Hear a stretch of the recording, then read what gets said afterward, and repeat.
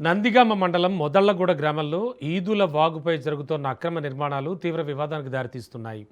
వాగుకు అడ్డంగా ప్రీకాస్ట్ గోడ నిర్మించి బ్రిడ్జి కింద మట్టి కుప్పలు వేసి వరద నీటి సహజ ప్రవాహాన్ని అడ్డుకుంటున్నారని స్థానికులు ఆరోపిస్తున్నారు. దీంతో వరద నీటిని కాలువ ద్వారా పక్కనే ఉన్న రైతు పొలాల వైపు మళ్లిస్తున్నారని బాధిత రైతు అన్వర్ ఆవేదన వ్యక్తం చేశారు. వర్షాకాలంలో ఈ అడ్డంకుల కారణంగా రహదారులు, పంట పొలాలు, సమీప గ్రామాలు ముంపునకు గురయ్యే ప్రమాదం ఉందని గ్రామస్తులు ఆందోళన చెందుతున్నారు. ఘటనపై సమాచారం అందుకున్న నందిగామ ఆర్ఐ రామచందర్ వాగును పరిశీలించారు. ప్రకృతి వనరులను కాపాడాల్సిన అధికారులు నిర్లక్ష్యం వహిస్తున్నారని విమర్శలు వ్యక్తం అవుతున్నాయి.